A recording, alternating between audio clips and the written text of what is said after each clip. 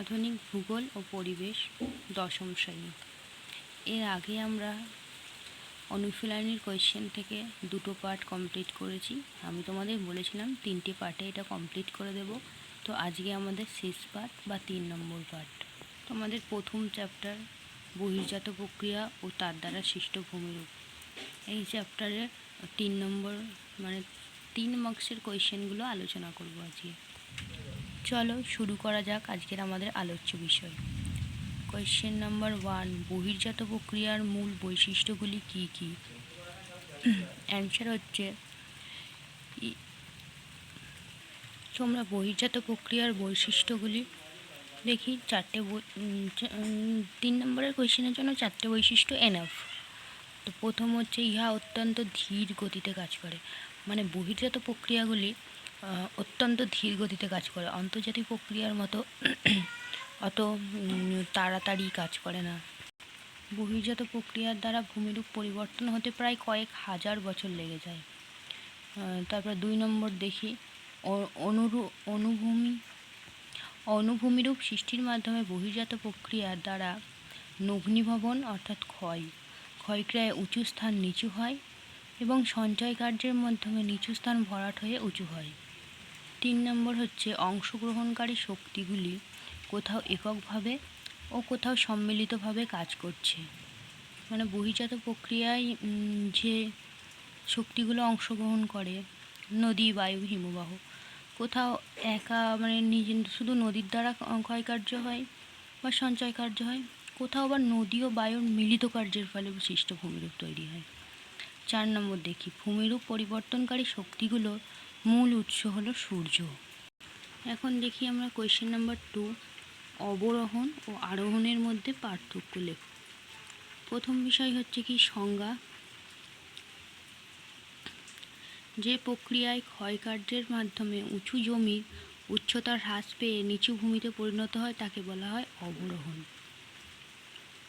অপরদিকে আরোহণ, যে প্রক্রিয়ায় সঞ্চয় কার্যের মাধ্যমে নিচু স্থান ভরাট হয়ে উচ্চভূমিতে পরিণত হয়, মানে উচ্চতা বৃদ্ধি পায়, সেই প্রক্রিয়াকে অবরোহণ বলা হয়।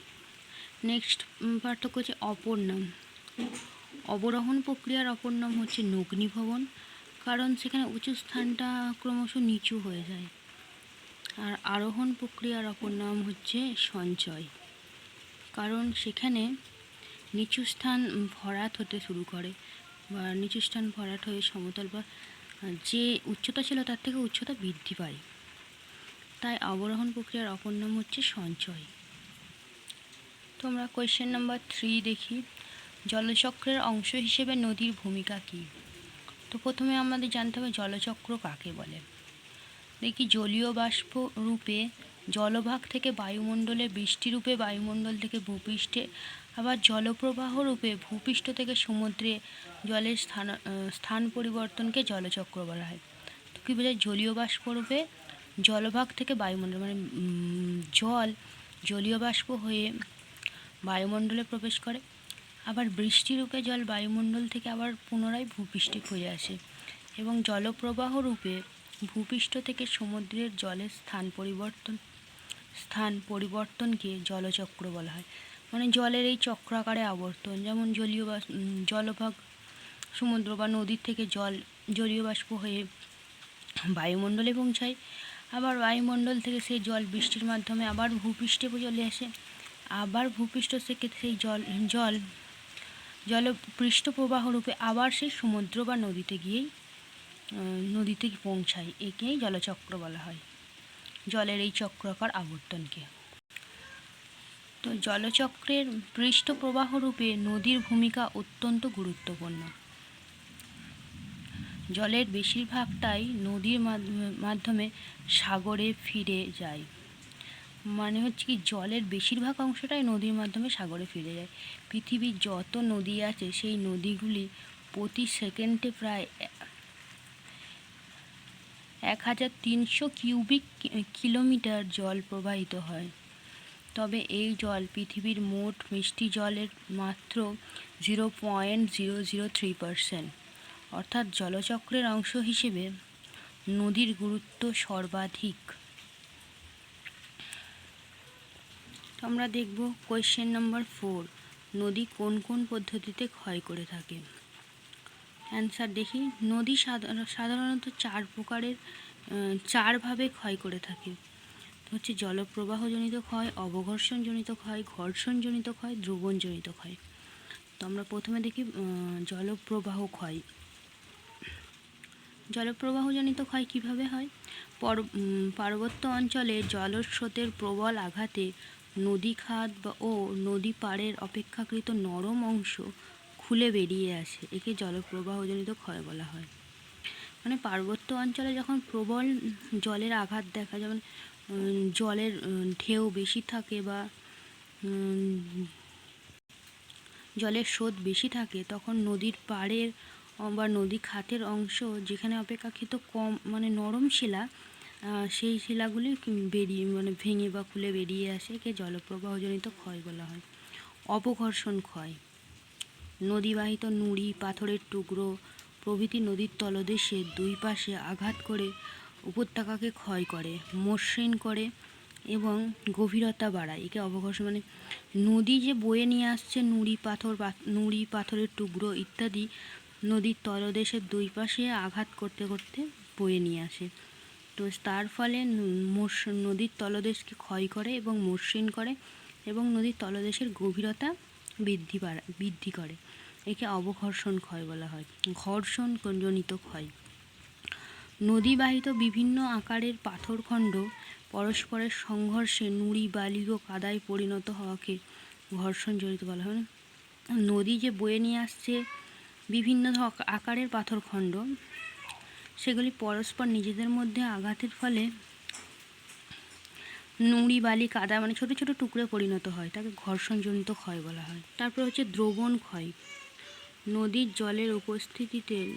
জলে অম্লের প্রভাবে, মানে নদীর জলে যতটা পরিমাণ অম্ল আছে তার প্রভাবে শিলাস্তরে রাসায়নিকভাবে বিয়োজিত হয়ে যায়, একে দ্রবণ ক্ষয় বলা হয়। এইভাবেই দ্রবণ ক্ষয় সম্পন্ন হয়। তাহলে আমরা দেখি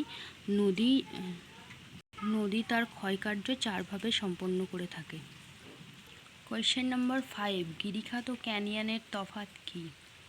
দেখা যাক। তো হচ্ছে ভূমিরূপগত পার্থক্য।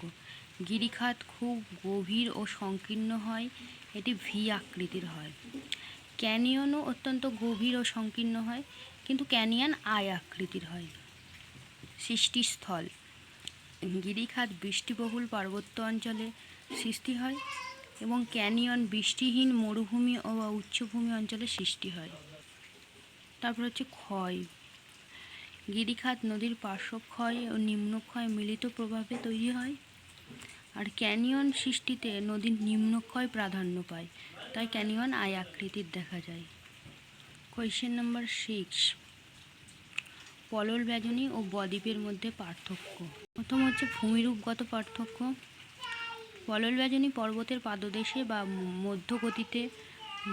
মধ্যগতির শুরুতে নদী ক্ষয়কার্যের ফলে সৃষ্ট ত্রিকোণাকার ভূমিরূপ, আর বদ্বীপ নিম্নগতির শেষে মোহনার সঞ্চয় কার্যের ফলে গঠিত ত্রিকোণাকার ভূমিরূপ। তারপর হচ্ছে আকৃতিগত পার্থক্য। পলল বেজনী শঙ্কু বা হাত পাখার মতো আকৃতি বিশিষ্ট হয়, আর বদ্বীপ দেখতে গ্রিক অক্ষর ডেল্টা বা মাত্রাহীন বয়ের মতো হয়। তারপর দেখব গঠনগত পার্থক্য। নুড়ি, বালি, পলি দ্বারা গঠিত এই ভূমিরূপ বেশ ঢালু ও অনুর্বর হয়। অপরদিকে বদ্বীপ সূক্ষ্ম পলিবালি দ্বারা গঠিত, সমতল এবং উর্বর প্রকৃতির হয়। বৈশিষ্ট্য। পলল বেজনী প্রধান নদীর অসংখ্য শাখায় ভাগ হয়ে বিনুনি আকৃতির নদীর সৃষ্টি হয়, আর বদ্বীপ প্রধান নদীর বিভিন্ন শাখায় ভাগ হয়ে সাগরে মিশে যায়। তারপর আমরা দেখব কোয়েশ্চেন নাম্বার 7, পার্বত্য ও মহাদেশীয় হিমবাহের মধ্যে পার্থক্য। বিষয়। মহাদেশীয় হিমবাহ উচ্চ অংশে সুবিশাল বরফের স্তূপ, মানে পর্বতের ওপরের অংশে সুবিশাল বরফের স্তূপ দেখা। অপরদিকে পার্বত্য বা উপত্যকা হিমবাহ পর্বতের উপত্যকায় নেমে আসা বরফের স্তূপ। অবস্থান। মহাদেশীয় হিমবাহ উচ্চ অক্ষাংশ মহাদেশব্যাপী অবস্থিত, আর পার্বত্য হিমবাহ সব অঞ্চলে হিমরেখার উপরে পর্বতের উপত্যকা বরাবর অবস্থান করে। গতিবেগ। মহাদেশীয় হিমবাহ অত্যন্ত ধীর গতিসম্পন্ন, আর পার্বত্য বা উপত্যকা হিমবাহ তুলনামূলক গতিবেগ সম্পন্ন। বৈশিষ্ট্য: মহাদেশীয় হিমবাহে নুনাটাক দেখা যায়, এদিকে পার্বত্য হিমবাহে ব্যাকগ্রাউন্ড ও ক্লেভার্স দেখা যায়। কোয়েশ্চেন নাম্বার 8, জলপ্রপাতের পশ্চাৎ অপসারণ করে কেন? জলপ্রপাত পশ্চাৎ অপসারণ কেন করে? দেখি, জলপ্রপাতের উৎসর দিকে সরে যাওয়াকে জলপ্রপাতের পশ্চাৎ অপসারণ, মানে পশ্চাৎ অপসারণ কাকে বলে? জলপ্রপাত যখন উৎসের দিকে সরে যায় তখন তাকে জলপ্রপাতের পশ্চাৎ অপসারণ বলা হয়। জলপ্রপাতে জল পড়ার সময় কঠিন শিলার নিচে কোমল শিলা দ্রুত ক্ষয়ে যায়, মানে উপরে কঠিন শিলা, নিচে কোমল শিলা থাকলে কোমল শিলাটা দ্রুত ক্ষয় পায়, ফলে উপরের কঠিন শিলা ঝুলতে থাকে। একসময় কঠিন শিলা ভেঙে পড়লে জলপ্রপাতের পিছনে সরে যায়, এই কারণে জলপ্রপাতের পশ্চাৎ অপসারণ হয়। তোমরা এই ছবিটা দেখলে বুঝতে পারবে, উপরের কঠিন শিলা এবং নিচে কোমল শিলাটা ক্ষয় পেয়ে অনেকটা ভিতরের দিকে চলে গেছে, এবং ওই উপরের কঠিন শিলাটা যখন ভেঙে নিচে পড়ে যাবে তখন জলপ্রপাতের পশ্চাৎ অপসারণ ঘটবে। কোয়েশ্চেন নাম্বার 9, মরুভূমিতে বায়ুর প্রধান শক্তি রূপে কাজ করে কেন? মরুভূমিতে বায়ু প্রধান শক্তি রূপে কেন কাজ করে? তো 1 নম্বর হচ্ছে বৃষ্টি ও উদ্ভিদহীনতা।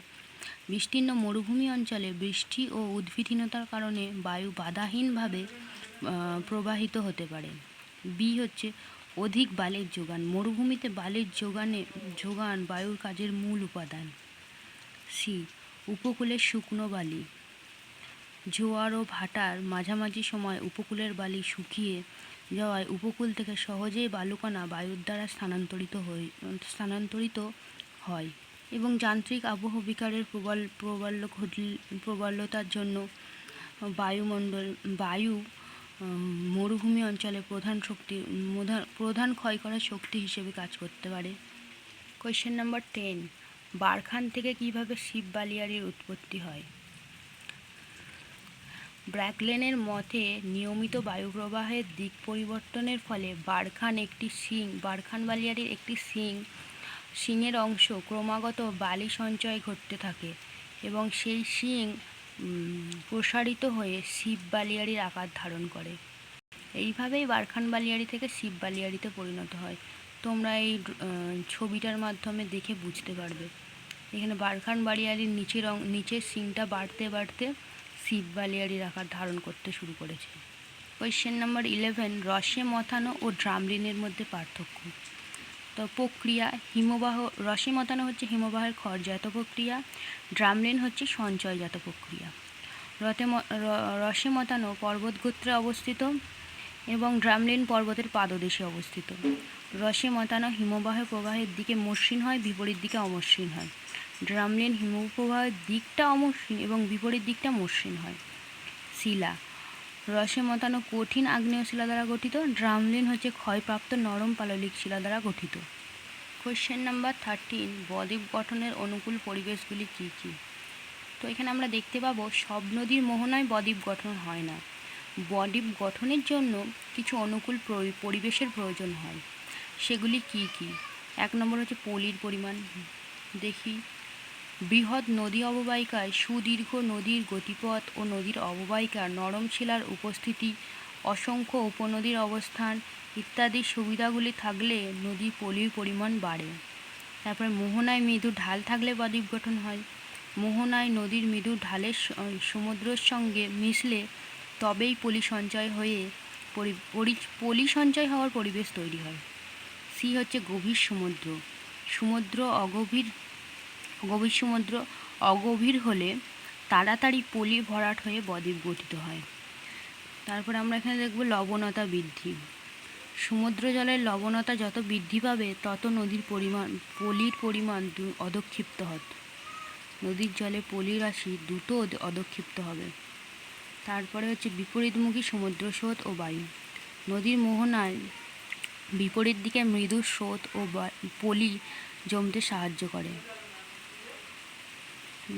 এফ হচ্ছে শান্ত সমুদ্র থাকলে তবে বদ্বীপ গঠন হতে সুবিধা হয়। তো আমরা যে পাশে 6টি কারণ দেখলাম, এই কারণগুলি থাকলে একটা নদীর মোহনায় বদ্বীপ গঠিত হতে সুবিধা হয়, বা এগুলি হচ্ছে বদ্বীপ গঠনের অনুকূল পরিবেশ। কোয়েশ্চেন নাম্বার 14, আই ও ভি আকৃতির উপত্যকা কিভাবে গঠিত হয় চিত্রসহ একে বোঝাও। তো আমরা এখানে বইতে দেখতে পাচ্ছি আই আকৃতির উপত্যকা বা গিরিখাত কিভাবে তৈরি হচ্ছে। উচ্চ গতিতে ভূমির ঢাল ও উচ্চতা ও ঢাল বেশি এবং নদীর মধ্যে পাথর ও বোল্ডারের পরিমাণ খুব বেশি থাকে, ফলে নদীর প্রবল অবঘর্ষণ প্রক্রিয়ায় নিম্নক্ষয় করতে থাকে, কিন্তু পার্শ্বক্ষয় কম হয়। প্রবল নিম্নক্ষয়ের কারণে নদীর উপত্যকায় সংকীর্ণ ও গভীর আকৃতি বিশিষ্ট হয়। এটি হলো গিরিখাত।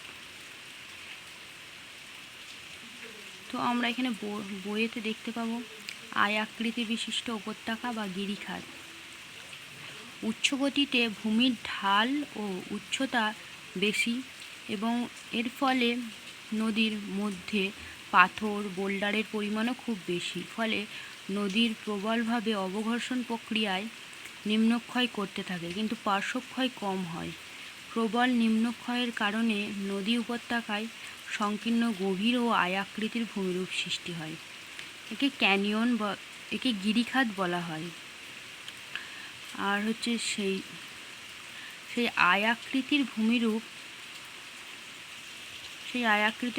বা আয়াকৃতির উপত্যকা দুই পাশের অংশ অববাহিকা জলপ্রবাহ ও ধসের কারণে ক্ষয় হয়ে ক্রমশ ভি আকৃতির বিশিষ্ট হয়ে পড়ে।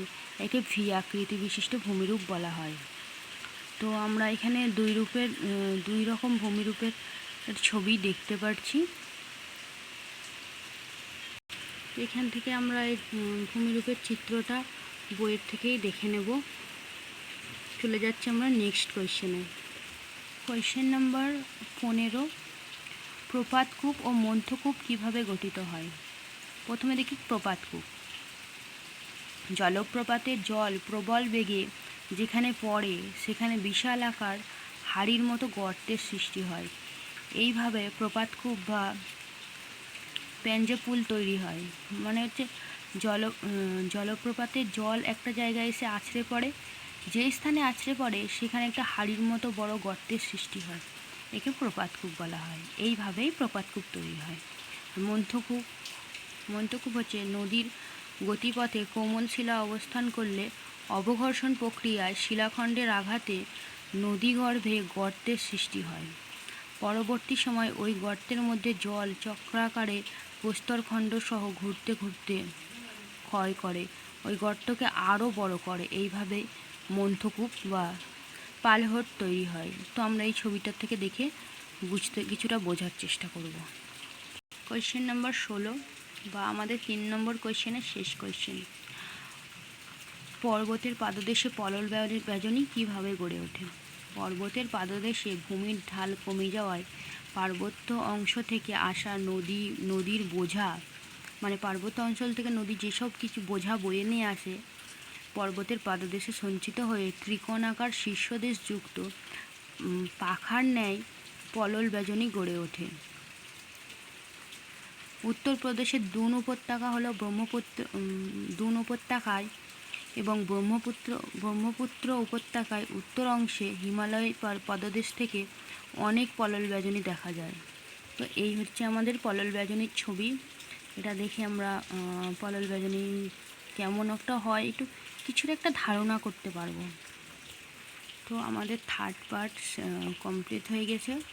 তোমরা যদি চাও যে 5 নম্বরের কোয়েশ্চেনের জন্য আরও ভিডিও বানাতে, তো তোমরা আমাকে কমেন্টে বলতে পারো, আমি 5 নম্বরের কোয়েশ্চেনের ভিডিও বানিয়ে দেবো।